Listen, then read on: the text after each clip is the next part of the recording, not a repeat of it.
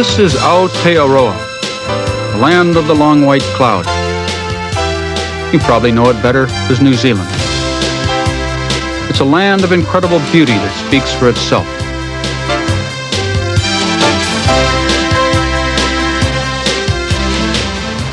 I'm Warren Miller, and I often describe New Zealand as just like California was in the mid-1930s, full of fantastic scenery and wonderful people. Let's take a look. And a good way to take a look is with the Mount Cook Air Force. They have a plane waiting just for you to see a country 2/3 the size of California with 1/3 the population of Los Angeles.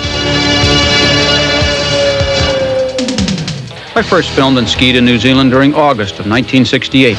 I've been back many times since because the winter ski season down here is during our summer, July, August, and September.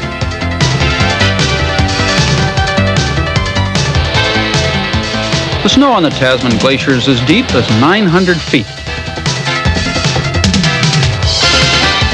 And today, there's so many resorts in New Zealand that almost everyone you see has taken up the sport.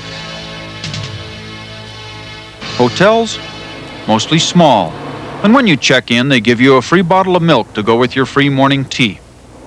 New Zealand has a lot of quaint little farm towns, but Auckland is a city of almost 1 million people.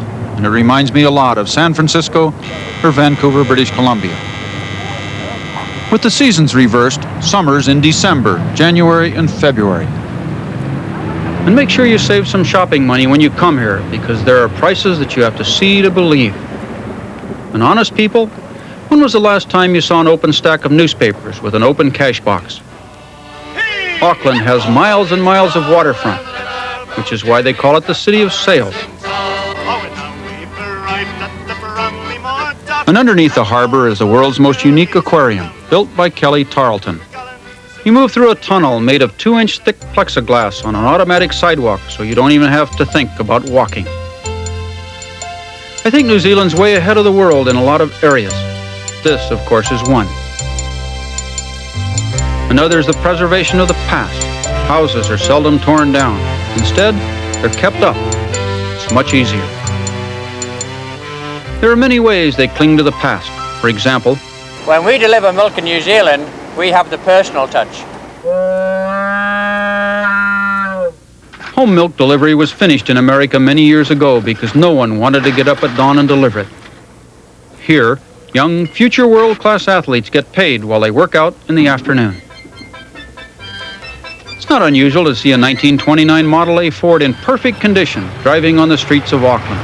In fact, you'll see a great many vintage cars in fine working order. And Harold Stone could be behind the wheel of more than one of them. New Zealanders tend to keep their cars much longer than any other countries in the world. In the city of Auckland, there is a vintage car club with in excess of 600 members. Every member has at least one car. I have 8 cars of my own. I felt right at home spending part of my holiday in a camper van, because I've driven a van all over North America since 1950. But here, I met a lot of newcomers to camper van living. Well, I've never driven a camper in California, but the parks here, when you come to find a camper van place to put it for the night, are great. They have electricity you plug in and water and kitchens. It's really tremendous. It is really tremendous, if you don't try the mushrooms. One bite of this one, and your history. Our children really enjoy speaking with the other children. And this family had so many kids, they had to keep remodeling their van.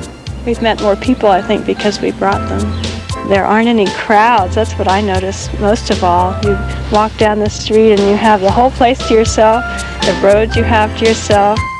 Oh yes, a word of caution. You better learn quickly that you've spent your whole life in North America driving on the wrong side of the road.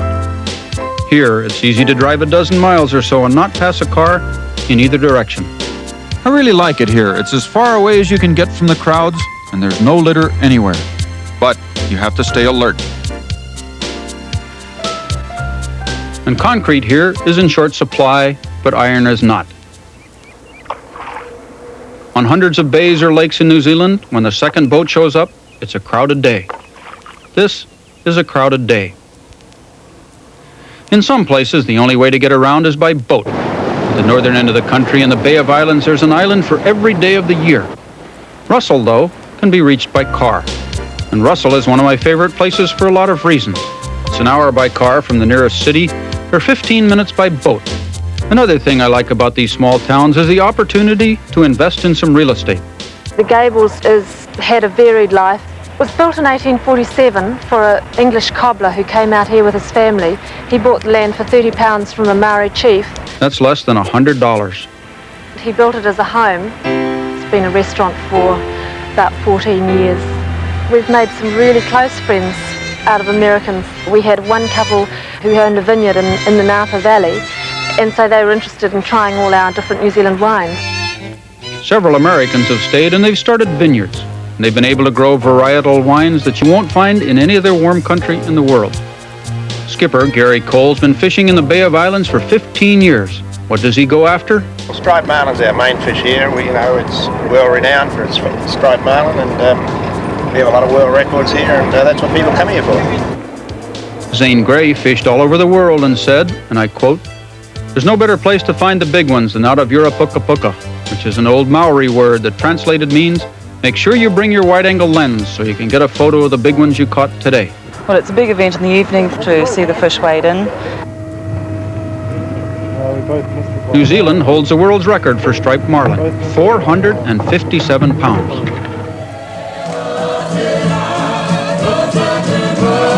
The first New Zealand settlers were the Maori, who came south from the Central Pacific Islands, and it was a long paddle.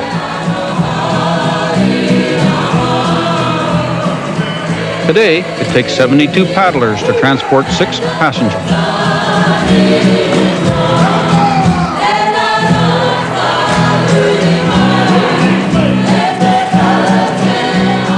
And they were followed by a Greenpeace kayak to make sure this wasn't a war canoe. The Maori culture has been recorded in wood carving since they first arrived on these shores hundreds of years ago. The craft's been handed down from father to son, and many of the carvings are preserved in the meeting house in the marae, like this one in Rotorua. Here, every morning in the old days, someone would go to the thermal pools and soft-boil eggs for breakfast, wearing a cape of 10,000 feathers. Maori legend has it that one feather was added for each breakfast that was properly prepared. And today, the Maori, not unlike the American Indians, are preserving a culture and a language that's found nowhere else in the world. No mai, haere mai. Tēnā rā koutou katoa. Which translates to welcome. In the thermal region in central New Zealand near Lake Taupo, this thermal plant at Wairiki produces 157 megawatts of electrical energy per year. That was about 2% of the energy necessary to run the entire country before the invention of the hairdryer. Here you have the feeling that you're standing on Earth about 600 million years ago. In the last 100 years, little has changed. The original settlers wisely capitalized on the curative powers of the boiling hot water gushing right out of the ground. And the pools today haven't changed, but the customers have. And I, for one, am glad for this kind of change. And just as they were 100 years or so ago, the local ladies are out on the green 2 or 3 afternoons a week with a combination of Italian bocce ball and American bowling for dollars. Sports? The New Zealanders certainly are. Cricket's a game that I've never been able to understand, but I just holler whenever anyone else does. And commercialism hasn't messed up the sport here. There's no designer-labeled tennis shoes required. How about your choice of over 400 golf courses with a green fee that averages about $5 American, and you can hook your drive on any of them? At this hang gliding school, they keep a string on you. That's so you won't fly higher than you care to fall. I've spent most of my life searching for uncrowded beaches, and there are more here than anyone can enjoy in a lifetime. Take your pick of sports and plan at least a month's vacation if you want to get them all in. On the Shotover River, you can get scared to death for less than the cost of dinner for 2 in your favorite restaurant. Did you know that the jet boat was invented by a New Zealander who was too lazy to walk to his favorite fishing ground?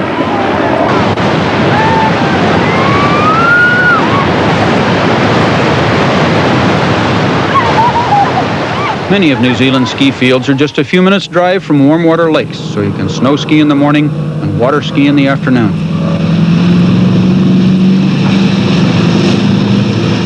And fishing, wow.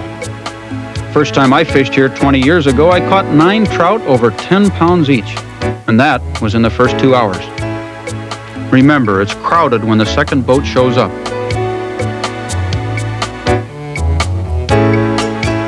And don't forget that in many regions of New Zealand, any fish under 14 inches long has to be thrown back.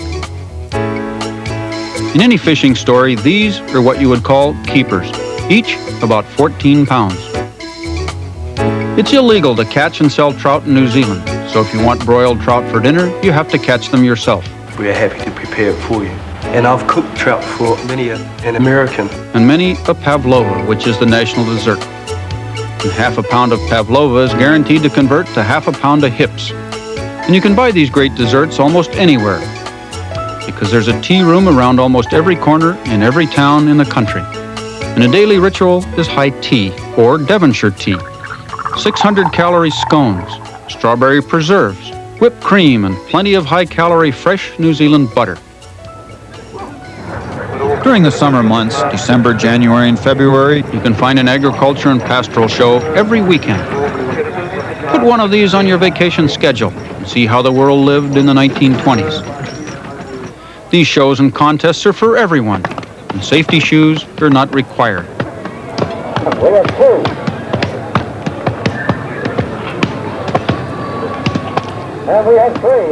You can find almost anything you want at these shows. There's a lot of betting on who can shear a six-pack of sheep the fastest.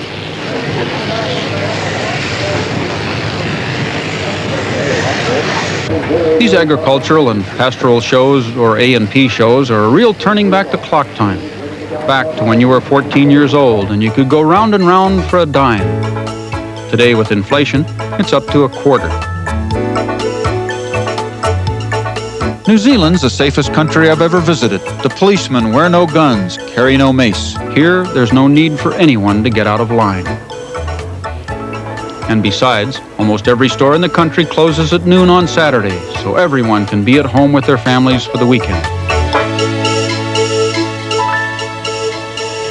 The most English city in the world outside of England is Christchurch.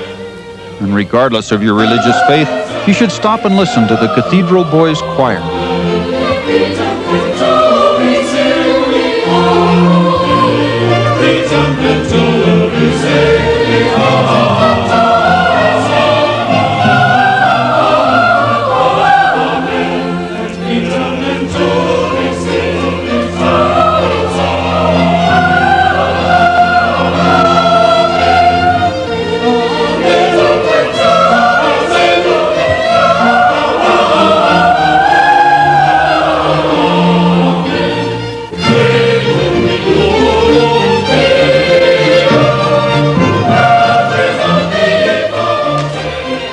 And in downtown Christchurch, a couple of New Zealand entrepreneurs brought over some English craftsmen to create punts.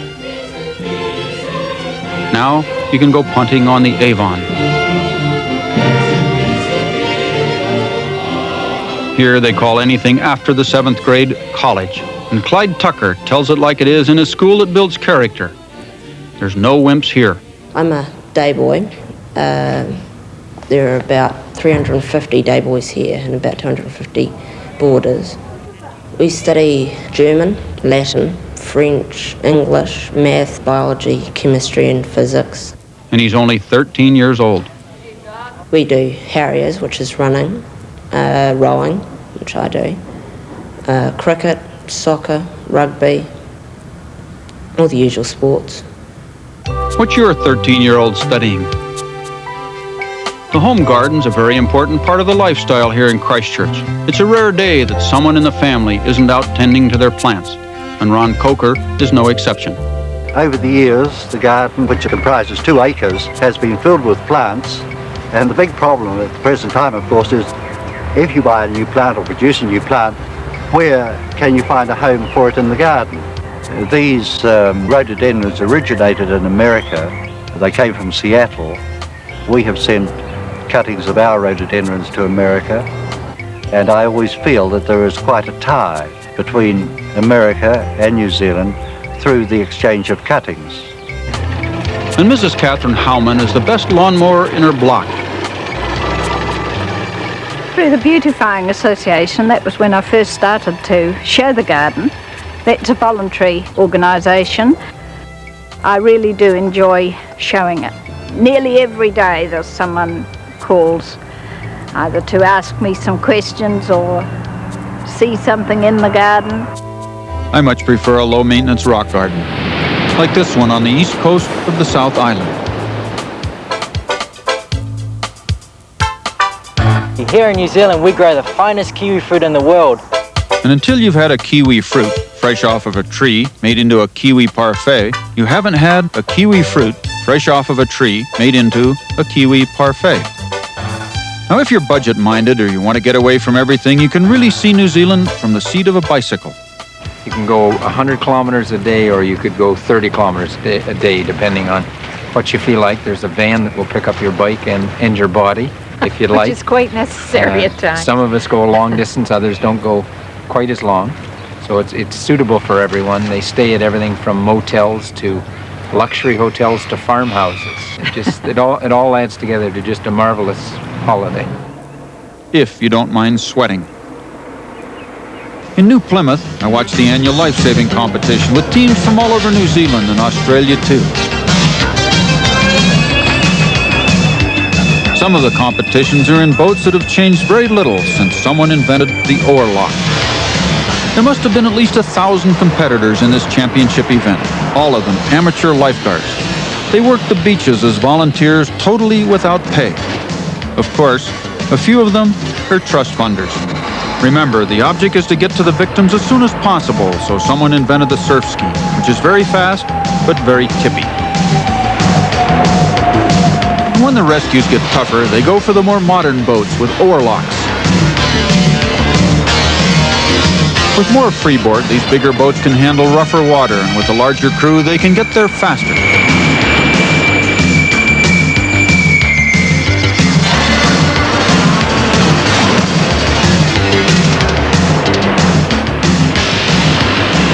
Just above some of these great beaches are farms like this one that's owned by Rana and Gary Symes.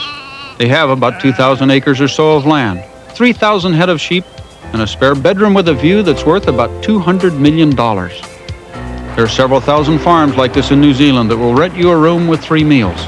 Granted, not all of them have a view like this one, where you can pick your dinner right off of the rocks in the front yard at low tide. And an hour later, you can have mussels au gratin.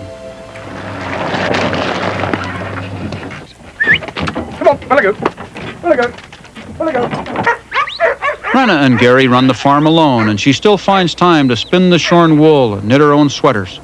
It's very simple to find the time here since they don't have cable TV. I'm actually spinning a fleece that's taken a year to grow. And as I have the choice of about 3,000 fleeces, I usually get a good one without prickles and dirt. Set some of your vacation time aside and spend it on a farm, because if you don't, you'll only be 1 year older when you do. From the Bay of Islands in the north to the fjords in the south of the South Island, it's a country that you have to experience to believe. And one of the most famous places to experience it is in the Milford Trek.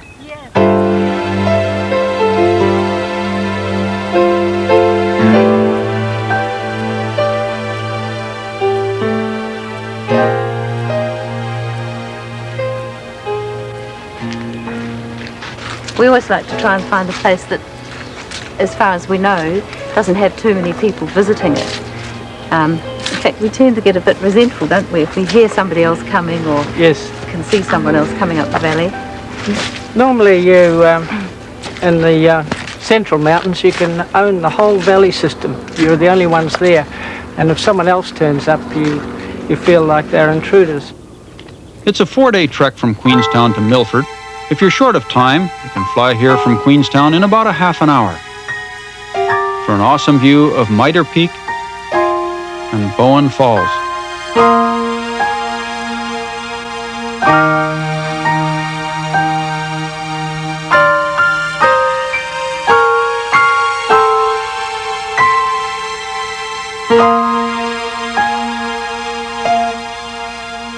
One foggy morning in Dunedin, I woke up to the plaintive call of the bagpipes. And it's obvious that the early settlers didn't come from Italy. From out of the fog rose Larnock Castle, built in 1871 in an attempt to bring some old world charm to this new country. And if you visit it on a summer morning in February, you can almost hear the ghost of Bobby Burns.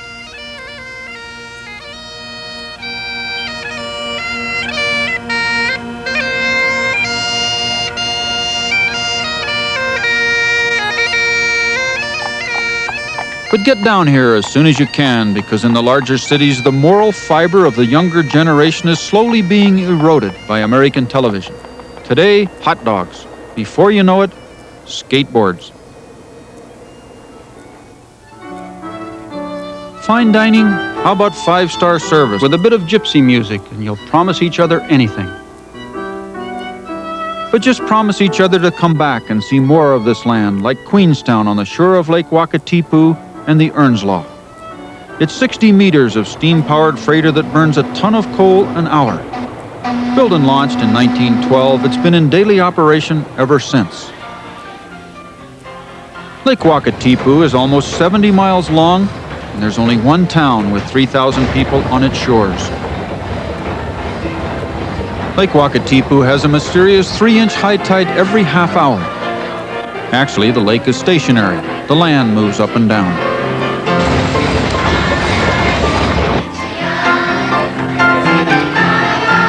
The first settlers discovered this place about 10 years after gold was discovered in California.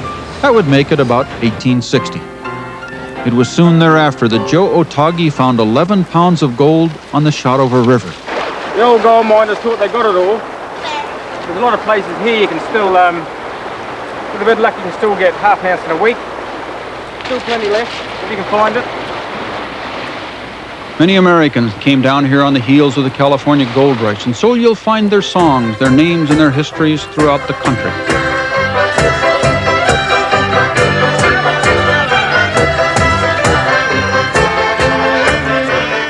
I've been all over the world many times, and New Zealand is the only place in the world that I'll go visit at the drop of a hat. Oh yes, I'm Warren Miller, and if you see me with my camera in New Zealand, just wave. You just might be in my next movie.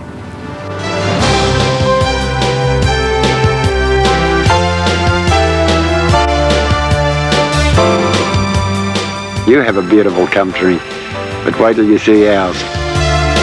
And it's difficult to imagine any one country as friendly, as beautiful, as familiar, and yet different. But set the time aside and get down here now, because if you don't, you'll be 1 year older when you do.